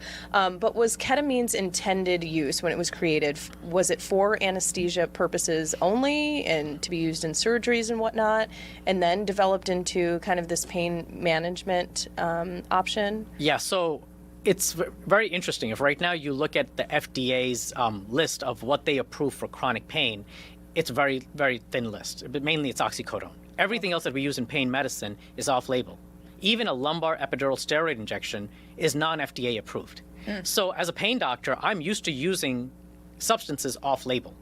Now, when ketamine was first developed, pain medicine itself as a field wasn't really a field. We didn't really recognize that pain could be a disease. We always thought it was just a symptom. Treat the underlying problem, pain goes away, everyone's happy. So ketamine, when it was developed, it puts people to sleep, it makes you disinhibited, looks like the perfect drug for anesthesia. But now we're realizing that, look, we have pain medicine as a field. Pain is classified as a disease by the Centers of Medicare and Medicaid. And what can we use that we already have? How can we repurpose it to benefit these patients? And so ketamine is a great option for them. It decreases their opioid use. It doesn't cause the type of addiction that opioids would cause. And it also helps with depression, with anxiety, and it really helps people get back to a normal state of life. And when you're using something like for depression and anxiety, what does the treatment plan look like? Are you there once a week? Are you there once a day? Are you going to have to take ketamine for a year, 2 years, or is it all dependent? Yeah, so there's a lot of variability. And one of the things that we're trying to do right now is have all the people that prescribe ketamine come together nationally and really come up with guidelines. Right now, what I do for that is that I'll have a patient come in once every day for the first week, or every other day for 2 weeks, but basically about 5 infusions within a 1 to 2 week period. After that, I've built a loading dose. I do a follow-up. I see how they're doing. And then, depending on how they're doing, we may do a booster infusion at the 1 month mark. And that booster infusion is enough to carry them for the following month. Now, some people may need more than 1 booster. Some people may not even need 1. It all depends on the patient. Got it. Okay. Okay. And because you're with Mountain View Headache and Spine, I'm just curious, are you using ketamine to treat someone maybe that suffers with severe migraines? Could ketamine be used for something like that? Absolutely. And honestly, I use it for people that have refractory migraines. That means that they've tried everything. They've tried all the traditional therapy. And what would that look like? What are some of those other options before they would, come to you and seek maybe the use of ketamine? So they could be on topiramate, propranolol. They could have Botox injections. These are all standard therapies. Nurtec, Emgality. These are some of the newer ones that are out there, and they are very effective. But even after that, you still have a few patients in whom nothing works. Even that won't work. And I do a trial of ketamine, and I have gotten a favorable response. Okay. Price-wise, what are we looking at? Is this covered by insurance? Does insurance not cover it? What is a treatment plan? So it's variable. Some insurances will cover it, some won't. If you look at the Valley, anywhere between $300 to, I would say, $700 per infusion is the going rate. The key thing with ketamine, though, is that when you go somewhere, you want to, yes, look at the price, but you also want to look at the safety. If you don't want to go somewhere for $300 where they're not going to have the emergency equipment to bring you back if you have a reaction to ketamine. Got it. Okay. We have a question here. What type of addiction does it cause? I think you're saying it does not cause an addiction. It treats addiction. So it doesn't. It treats opioid addiction. Okay.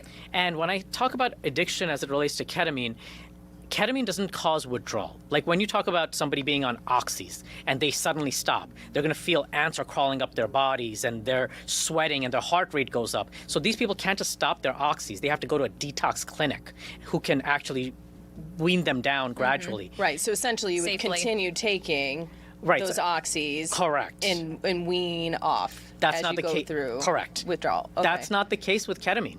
You don't have withdrawal. So in the case of Matthew Perry, people often ask, well, was he addicted? Well, not so much that he was addicted. It just made him feel better. He was addicted to the feeling. Exactly. His body wasn't dependent on it in terms of the physical. Correct. Like with alcohol, I mean, that is very dangerous if you stop drinking instantly and then your body goes into lots of crazy symptoms. Yeah. And that's what we're seeing with ketamine, that if someone stops ketamine, let's say they got a benefit and then they moved, and where they moved to didn't have too many ketamine clinics. They don't have to worry that this is a medical emergency now. They're going to go into withdrawal. They could have a heart attack. It's not like that. But I would always tell my patients, because we have a lot of snowbirds here, and they'll leave here right around this time. So I always say, find me some clinic near where you are, and we'll talk with that clinic so that we could continue your therapy. Interesting. So kind of where the addiction to ketamine is coming into play, correct me if I'm wrong, it sounds like someone might be addicted to that feeling of not having the pain, so they feel they're dependent on needing ketamine. In that sense, yeah, that would be a good analogy. But I would say that that's the same thing as, let's say you have a headache that responds to Tylenol, and then one day you find out your Tylenol bottle is missing, you're going to be in a very bad mood. But you're not addicted to Tylenol. Right. But you know that Tylenol treats it. And I tell everyone this, that a lot of times we have to stop looking at pain as a symptom that can be solved. We have to look at pain as a disease that needs to be managed. There's no cure for diabetes. There's no cure for hypertension. You have to take medicine every single day if you have these diseases. So ketamine is in the same boat. You may have to take it regularly, but that's okay. You can totally take ketamine for the rest of your life as long as you're taking it in a safe manner, it's being monitored appropriately, you're getting labs drawn, you're getting your body tested, and if you do it that way, I think it's just as safe as anything else. Okay, and if you guys have any questions in the chat, of course, we can ask the doctor. I think, Louis, we helped maybe clear up your question there. Well, he says what type of addiction does it cause, but I think we just talked through that. So he says thank you for asking that. If folks are interested in speaking with you, setting up a consult or meeting with you and talking through their pain issues, how do they contact you? So my phone number is 602-767-0007. They could also email me at drgupta, Gupta, at mvhsi.com. Okay. And I look at my email all the time, and we have a lot of people that answer our phones, and I would love to be able to sit down with a patient and really understand what they're going through. Yeah. Where did you study, doctor?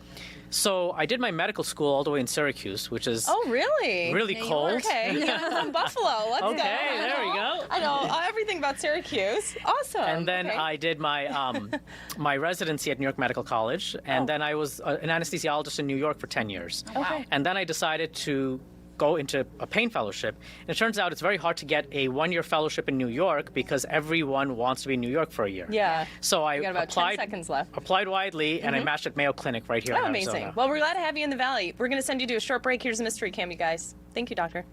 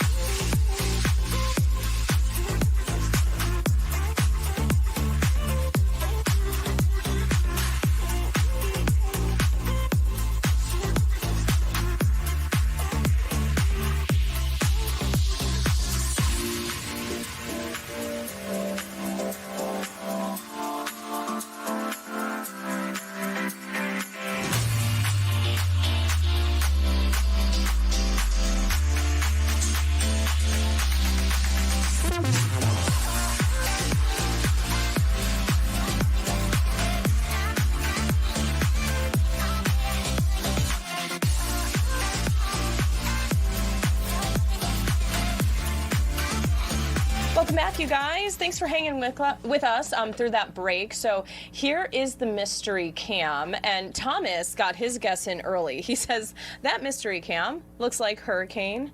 I think it's hurricane. Is it hurricane? Hurricane, Is it Utah. Hurricane? Yeah, I Okay. think that's how they say it there. You can tell I think been to it's Hurricane, Utah. I've been to everywhere in Utah, so I'm pretty sure how the locals say it there is Hurricane, Utah. Oh, really? I may be wrong, but I love that. And then Thomas put in, no, scratch that. I don't want that guess. He chose North Carolina now, so. Okay. North Carolina, I don't know. I'm going somewhere. Definitely a lot of humidity. Look at all those puffy clouds. Oh, I don't know. Well, it's nice and green. I know. The grass is real plush. And you guys, we also have our next guest in studio with us already, Zach Pope, our movie critic, and I have to he say can be though, our guest. yeah, because we're also going to talk too about Take a Toy shot at Story it. 5. Those look like Toy Story clouds. They really do. Yeah. They really do. I actually have in my office one of the walls is the sky wall. The sky wall. Oh, yeah, do you? Love yeah. that. I never had it as a cool. kid, so when we moved in, I was like, I'm absolutely making one of the walls. You're back. like, I'm making making my my dreams childhood come dream Exactly. come true. Yeah. Couldn't have it as a kid. I'll have it now. Yeah, I love it. All right, thanks, Louie. Getting a guess in of Alabama. All right, what do you think, Zach? Honestly, Alabama was actually a really good guess, but I want to say actually North Carolina or South Carolina. It just feels like that would be the weather for it right now. Yeah, yeah. But I've never been there. I just have a lot of friends that live out there. Yeah. So. I don't really know. Where's Toy Story Tennessee, based? Sure. Is it California? I don't Maybe. know. Yeah, That's a I've never good- actually looked I know, into we gotta that. look I'm a that big up. That's a Toy good Story fan. I've question. never thought about that. Where is that family from? I'm going Tennessee. I don't know why. I'm just throwing a state out there, honestly. Danielle. I don't know. I said Kentucky yesterday, but you know what? For good time's sake, let's just say Kentucky All once right. again. Oh, we had an Oh, look at Ohio, Tennessee, Alabama. Okay, All right. drum roll, please. Okay, here we go. Danielle's going to do the reveal. Here we go. And the mystery cam is? Fayetteville, Arkansas. Oh, Arkansas. All right, there Did you go. anybody guess Arkansas? That's I what don't a- think so. No. Nope. That's what a portion of Arkansas looks like. All right, guys. Okay, who knew? Everyone become better guessers. Zach, we're going to need you to I need Learn. to get better at that. Yeah. I'm like looking, I'm like, I would never have been able to Hey, guess I'm that not going to now. call you out because Just I don't kidding. know that I don't know that I've even gotten one right. Or I'm right there with Sometimes they're like, I feel like I'm like, man, I should have had that. And then other time, like that one, Yeah. I'm like, I would have never been able Like, to guess yeah, that. no way, So, no way. You did it's fun, great. though. But It's you fun. know all the stuff about the movies. I do. So For the that is most part. for the most part. Toy Story 5, that is literally, I cannot wait. June 19th, right? June 19th, yeah. It's the Father's Day 19th. weekend, yeah. Yes. That's how I'm spending my Father's Day weekend. Good Oh, for that's you. a good way to spend it. Yeah, so I get to How see it old is your early. little one again? He's 19 months. Okay. So me and my wife are gonna go see it Thursday night when it premieres, Mhm. and then if we feel like, because he's a little scared of Toy Story 3 with the symbol monkey. Mhm. So like, Oh, and Toy yeah. Story 4 kind of has the creepy puppets. So I'm like. We want to make sure Toy Story Yeah. 5 doesn't have anything creepy. He's also never been to a movie in a theater yet. so well, and I was going to ask you, Yeah. do you think he'd sit through a movie? we're debating. We're like, maybe we'll take I'll take a day off and like go really early in the morning a couple weeks later from now Yeah. and Yeah. take him and just see like, will he sit? How he does. Sometimes he'll sit. It's just interesting. I think as long as we give him snacks, he'll be fine. Yeah. Because usually if we just give him snacks, He he'll might sit there. surprise you, and this is Yeah. a good question for you too. But I want to know how Millery did. But I was surprised. We took baby Demi to the theater Yeah. at like 13 months. Mhm. She sat through the whole thing. Really? But like at home, obviously, if we sit and watch a Yeah. movie, it's harder to get them to focus on it. But for some reason, when we have gone out to interesting. the theater, they all are like locked in. Really? Yeah. Okay. Yeah. I might have to just test. Yeah. I mean, worst comes to worst, we just leave. I've already Just seen leave. the movie, Yeah. but How was Mill? I've only taken Millery when she was 5, so just last year. Yeah. Or was it 5 or 4 or 5? When was Lilo and Stitch? that was last year. Okay, yeah, so she would have been 5. That was her first time to the movies. Oh, really? And she, Oh. of course, she's Oh 5. gosh, so am She I a bad loved it. parent taking my like? No. to the I just theater? don't have the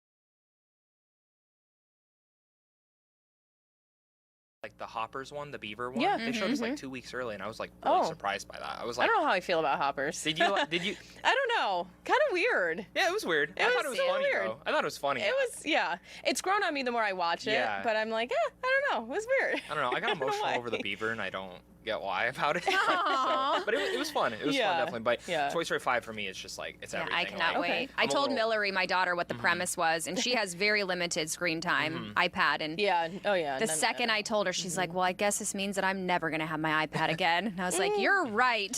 They did a clever toy. I'm like, thank you, Toy Story. You remember Leapfrog, like the Leapfrog tech? They made a lily pad Leapfrog toy. Oh, and I bought it. It's pretty cool. Like, we let my son touch it because it's just like, it's like supposed to teach him things. But I was like, that's a clever toy idea to make. Yeah. Like, I love seeing the toys that they come out with when the movies come out. So, but yeah, I'm so so cool. excited for this movie. So I'm also cool. very nervous, but it's got to be good. It's going to be. All right, They're what all great. about Disclosure Day? Disclosure Also Day. adding that to our list, you Yes, say. so for the this month of comes June. out next week. It's Steven Spielberg back. All the early reactions for this have said it's his best movie in 20 years. And a lot of people are... The way that this movie is discussed, like, I've kind of stayed away from the marketing, but it's basically an alien movie. And it's, what if today we found out aliens were real and proof was out there? And that's kind of all the marketing's been surrounding about. Emily Blunt looks incredible in this. She looks really creepy. She has kind of like the trailer playing right now. Like that sequence just looks... She's supposed to be the alien. Yeah, right? and like speaking backwards. Like there's so many theories to that, but I have no idea what's going to happen in this movie. All I know is that it's Steven Spielberg. It's a new alien movie from him, and every time he's made a movie with an alien, it's pretty dang good. I'm like, it sounds like reality about what's going on in the world right now. Exactly, yeah. So, and Steven Spielberg just released like a trailer discussing that aspect, like how they have, like how aliens may be out there and why he wanted to make this movie. So, I mean, I'm all in on this. Oh boy, are people going to be coming up with all sorts of theories after this one? Probably. Let's be honest. I mean, why not? Yeah, maybe he's telling us something in the movie. Maybe he's like, this is all real. I just can't say that. Yeah, you know? He's You got never know. access to info we don't have access to. You never know. So You never know. interesting. And what about this next one? The Furious. The Furious. So I've actually seen this one. This one is at the was at the Phoenix Film Festival. I got to interview the director and one of the actors, and my mind was blown watching this. It's a brand new martial arts movie. I don't know how they pulled off the stunts in this, how they pulled off the action. Like, as you're seeing right here, this dude's chasing a car, and that entire sequence of him fighting these guys trying to save his daughter because his daughter got kidnapped is insane. But every action scene gets bigger and better than the last. It may be the best action film of this decade, in my opinion. Like, I cannot believe the stunts that they pulled off in here, and it really blew my mind. Ooh, like that. Just breaks the guy's leg. My husband loves action. He'll love this So movie. this is for any action movie lover. 100%. Yeah, seeing it in an audience, seeing it in the theaters was such a cool, visceral reaction. Because my friend next to me, we were like hitting each other back and forth, like, oh my God, what is this? I am going to go see this. So how soon into the movie does the action start? Pretty almost immediately. Almost There's an immediately. action scene right at the start that gets you locked in, and then they kind of set up the story for about 10 minutes, and then boom. It's like almost action scene after action scene after action scene. But the thing I was really loving about it was when I talked to the director, he mentioned that the actors brought little meanings to like the way that they would fight. So one of the actors, he would always roll up his sleeves when he would start to fight. And it's because he would adapt to how the other person's fighting. So there was a little bit of improv there and developing of the character. And like when he mentioned that, I was like, I would have never recognized that on the surface. So yeah, That's so cool. Really interested. Fun in that little one. tidbits about it. All right, this last one. Yeah, Supergirl. Supergirl. So Superman came out last year. It was a big hit. Supergirl. Now we get to learn a little bit about his cousin. And this one looks special. Now, obviously, she has a dog. The dog Crypto showed up in the last movie, too. But this is actually her dog. She's taking him back, and he gets poisoned with some special alien virus that she now has to More go out there. aliens. Yeah, more aliens. She has to go planet crossings to find the person who had poisoned her dog and save him. If you love dogs, I mean, this is kind of like right up their alley. And who's playing the lead here in this? Her name is Millie Alcock. She was in House of the Dragons, if you guys ever watched that show, and she was incredible in that first season. So when she was announced as Supergirl, this was the most exciting casting for me because she just fit the bill for this. The director is a really underrated director. He's done films like I, Tonya and Cruella. I just love his style. And James Gunn's producing it, who just did Superman, Guardians of the Galaxy, and it feels and fits to that style. So, I mean, this just looks fun. It looks fun. It's more superhero stuff, and I want to expand this world of Superman because after watching Superman, I really loved what I got to see in that world. So this is the next chapter. Okay, that's exciting. Remind what is House of Dragon again? House of Dragons is the Game of Thrones spinoff. That's the yeah. spinoff. Okay. Yeah. That I'm takes like, place, wait a second. before. I think I've seen this. But I'd have to jog my memory with a couple episodes. Yeah, from what I can remember, she did great in that. So amazing. So I think she'll do kind of great. liking her for the lead on this. Me too. Okay. I can smell the theater popcorn now. Oh, 100%. Every single time. Every single time. I mean, it's not a movie without it. So Where do you watch most of the movies? So when I'm just paying, like I have an AMC right next to me, so like I just usually go to the AMC because they have A-List, which is like a really good deal. It's like $26 a month, and you get 4 movies a week. Really? Any format. Yeah, Oh my it's gosh. a great deal. That pays for itself in one movie. Yeah, I've already used it 3 times this week for my movies gosh. that I couldn't make the screenings to. So it's like been a great saving for that. But if not, I do love the Harkins Tempe Marketplace Theater. That's personally my favorite one, or the Chandler Mall location. Oh, okay. Interesting. All right. Yeah. Cool. Okay. Well, there you go. So now if you run into Zach, Yeah, there you go. say hi. your summer is planned, folks. Go to the movies. Well, we appreciate you so much, Thank you, Zach. guys. Thanks for coming in. And you're on the show tomorrow morning. So Yes. if you want some more, what are you previewing tomorrow? Tomorrow I'm talking Masters of the Universe and the new Scary Movie parody comedy. Ooh. So I like a good scary movie. Me too. Okay. All right, Zach, thanks for coming in Thank you. today. We'll send you off with the mystery can. Thanks for joining us. We'll see you tomorrow on Fox 10 Talks.